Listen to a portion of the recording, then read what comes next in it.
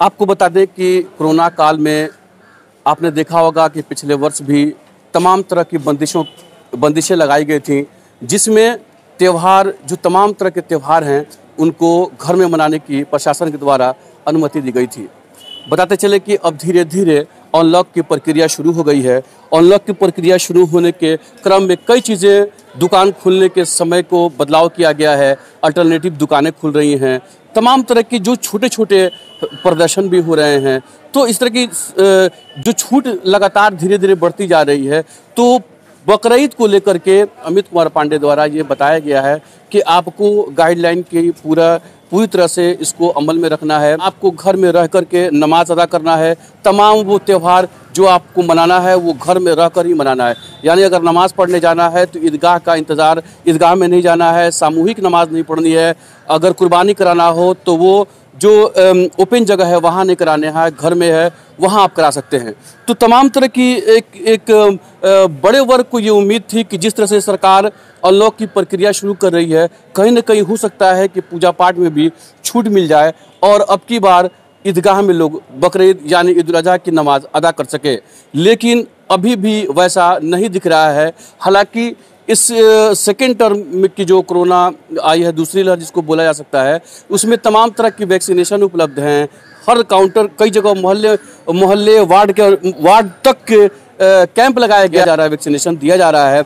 उसके बावजूद भी अभी भी प्रशासन की तरफ से कहीं कोई लापरवाही बरतने को या कोई भी चूक करने को प्रशासन तैयार नहीं है। तो हम आपको बता दें कि एक जो बड़ी उम्मीद थी कि बकरीद को लेकर, ईद उल अज़हा को लेकर के नमाज की जो बातें उठ रही थी कि जो बकरीद का, ईद उल अज़हा की नमाज, ज़्यादातर ईद और बकरीद की नमाज ईदगाह में होती है।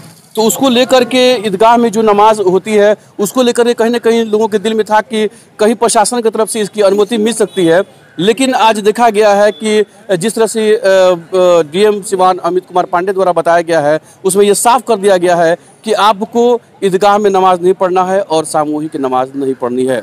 तो बताते चले कि जिस तरह से अगर आप सोच रहे हैं कि इस तरह का ईदगाह में नमाज पढ़ना है, सामूहिक नमाज पढ़नी है, तो नहीं करना है। कुर्बानी जो भी कराएं उसको अपने जो निजी स्थल है वहाँ कराएं, जो वहाँ जगह बनाई गई है वहाँ करें, ताकि ओपन जगह में जो ना हो, सार्वजनिक वो चीज़ें ना हो। इससे प्रशासन की तरफ से सख्त निर्देश दिए गए हैं। हमारी टीम भी आप तमाम जिलेवासियों से ये आग्रह करती है कि जो भी गाइडलाइन जो दी जा रही है, जो भी सरकार के तरफ से, जो भी प्रशासन की तरफ से जो दी जा रही है कि जो पालन करना है आपको, उसका पालन कीजिए गाइडलाइन का। और देखिए, इसमें जो लेटेस्ट लॉकडाउन ऑर्डर है बिहार सरकार का, भारत सरकार गाइडलाइंस को जो हम लोगों ने फॉलो किया है, उसमें 6 अगस्त तक सभी पब्लिक प्लेसेस जो हमारे हैं, जैसे मंदिर हो गया, मस्जिद हो गया, और भी जितने पब्लिक प्लेसेस हैं, उस पर 2 तरह की एक्टिविटी, शादी और एक जो शोक समारोह होता है, उसको छोड़ के सारे एक्टिविटीज़ को बैन किया हुआ है। सभी मंदिर को बंद रखने का आदेश है 6 अगस्त तक। प्रोसेशन नहीं निकाले जा सकते हैं, ये अगले लॉकडाउन के ऑर्डर तक है। तो इसी आदेश का अनुपालन के क्रम में ये बात बहुत क्लियर है कि आगामी बकरीद और सावन में जो भी गतिविधियाँ होती हैं वो पब्लिक प्लेसेस पे नहीं होती। कोई भी एक्टिविटी मस्जिद में जैसे सामूहिक रूप से नमाज अदा की जाती है वो नहीं होगी। और इसी तरीके से सावन के मेले में जो सोमवार को जलाभिषेक होता है मंदिरों में, वो नहीं होगा।